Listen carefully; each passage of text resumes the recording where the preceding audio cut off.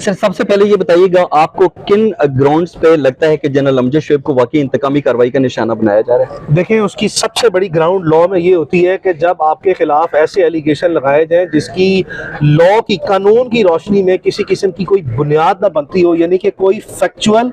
Material या legal basis ही ना हो कि आपको प्रोसिक्यूट किया जाए, तो सबसे पहली कानूनी तौर पर बुनियाद यही होती है कि बगैर बुनियाद के जो है ना, वो बगैर किसी कानूनी और ठोस जवाब के और बगैर किसी मवाद के जब आपको जो सा निशाना बनाया जाता है, तो दिस इटसेल्फ स्पीक्स कि आपको इंतकामी कार्रवाई का निशाना बनाया जा रहा है। और दूसरी बात यह है कि आपने जनरल साहब को एज एन एनालिस्ट जो है वो रूटीनली ऑब्जर्व किया है। जनरल साहब रूटीनली जो है वो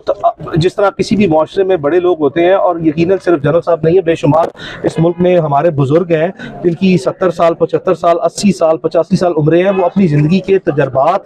तलख और अच्छे तजर्बात को मद्देनजर रखते हुए मुल्क की मुआशरती और सियासी सूरत हाल में अपने विजडम को शेयर करते हैं। और जनरल साहब ने हमेशा ही जो सा सोसाइटी में ये कहा कि आपने अगर जो भी पॉलिटिकल रेजिस्टेंस भी करनी है या कोई मूवमेंट भी लेके आनी है, तो वो सिविलाइज्ड मैनर में लेके आनी है, ना कि आपने लॉन्ग मार्च या धरनों की सूरत में लेके आनी है। तो यही जनरल साहब ने उस दिन प्रोग्राम में बैठ के कहा कि आपने जो रूटीन में धरने की सियासत भी करके देख लिया है, आपने लॉन्ग मार्च की सियासत भी करती देख ली है, इस तरह हुकूमतें नहीं गिरती, आप इसको किसी मजीद सिविलाइज्ड मैनर में करें। और जनरल साहब ने जुल्फकार अली भुट्टो साहब के जो सा वक्त की मिसाल दी कि जिस वक्त मुल्क में जनरल अयूब की जो सा हुकूमत थी, तो उस वक्त दो काम हुए, एक तो पहिया जाम हड़ताल हुई, और उस वक्त जनरल साहब ने अपने प्रोग्राम में ये कोट किया, जिसको इन्होंने मिस इंटरप्रेट किया कि उस वक्त के तनाजुर में जनरल साहब ये स्टेटमेंट दे रहे थे कि उस वक्त भी जो सा है सरकारी मुलाजमीन को जुल्फकार अली भुट्टो के टाइम पे कहा गया था कि आप जो सा है वो काम छोड़ दे, तो उस वक्त गरीबों ने, और ये कहा वो जुल्फकार अली भुट्टो की स्टेटमेंट को कोट करते हुए जो सा अदालत में भी आज ये उन्होंने बयान किया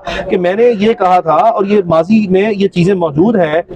कि जी ये सरकारी मुलाजमीन जो है ये जिन दफ्तरों में बैठे हैं ये अवाम के, गरीबों के दफ्तर है, तो गरीबों ने फिर जो सा है वो दफ्तरों में बैठना शुरू कर दिया, और जिसके बाद मुल्क में एक सक्सेसफुल जो सा पहिया जाम हड़ताल हुई। तो ये तनाजुर जो पेश किया इसमें वो ये बता रहे थे, यही चीज बताइए तजर्बे की बुनियाद पर सिर्फ एक एग्जाम्पल कोट की है, और आपने उसको जो सा हौच पौच बना के मिस इंटरप्रेट। जिस तरीके से ये मुकदमा दर्ज किया गया है, इससे तो बज़ाहिर हुकूमत ये मैसेज देना चाहती है कि खुदा न खास्ता रियासत पाकिस्तान इतनी कमजोर है कि वो कोई अगर बयान देता है तो उसके नतीजे में उसकी सलमियत खतरे में पड़ जाती है। आपने जो ये बात कमेंट किया है, ये अदालतों के ऑर्डर्स हैं, ये अदालतों की ऑब्जर्वेशंस हैं कि पिछले एक साल में आपने देखा कि पूरे के पूरे पाकिस्तान को ही, हर पाकिस्तानी शहरी, चाहे वो जर्नलिस्ट है, चाहे वो एनालिस्ट है, चाहे वो कोई ऑनरेबल जनरल है, चाहे वो कोई ऑनरेबल जो सा एक्टिविस्ट है, आपने तमाम के तमाम लोगों को बागी कहना शुरू कर दिया। आप इस हद तक आगे चले जाते हैं, आपको इसकी सेंसिटिविटी का अंदाजा ही नहीं है कि आप क्या कहते हैं, क्या ये बगावत पे उतरा है। आपको पता है कि पूरी दुनिया में बगावत की सिर्फ एक जो सा है वो मुकम्मल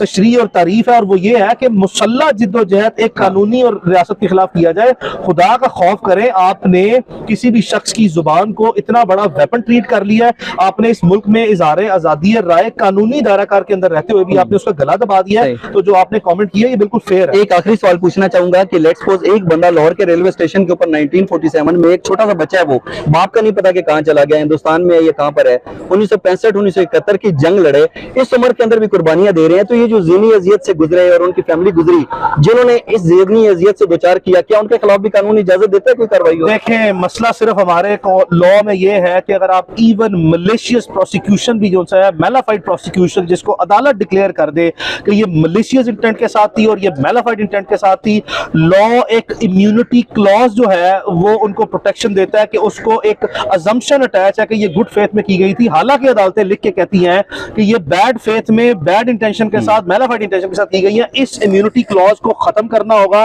और ये तमाम लोग जो कि इस तरह के बेकार किस्म के और बेबुनियाद किस्म के मुकदमात बनाते हैं, इनको भी जिम्मेदार कानूनी दायराकार के अंदर लाना होगा। तब सिर्फ ये वाहिद रास्ता है कि इस तरह के हालात पर काबू पाया जा सकता है, वरना सोसाइटी की पोलराइजेशन, डिटीरियरेशन और डैमेजिंग इफेक्ट इस हद तक हो गया है कि आप एक इंतहाई गलत रास्ता और गलत तरीके का तय कर रहे हैं लोगों के लिए कि लोग अपने गले बंद कर दें। मेरा सवाल सिर्फ ये है,